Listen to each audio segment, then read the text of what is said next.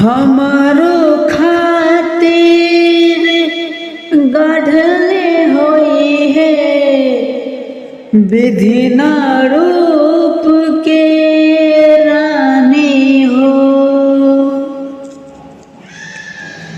दुनिया में सबसे अलगे होखी अपन प्रेम कहानी हो।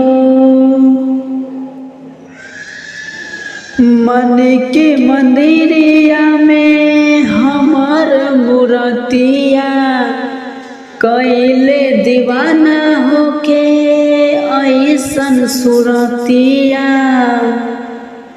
जहिया एक झलक मिल जाई तहिए जिंदगी सफल हो जाई।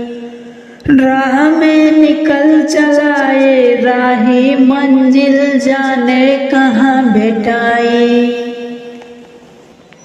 समय से पहले भाग से ज्यादा कुछ ना मिल पाए। समय से पहले भाग से ज्यादा कुछ ना मिल पाई।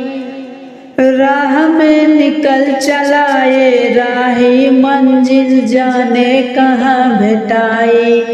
राह में निकल चलाए राही मंजिल जाने कहाँ भेटाई।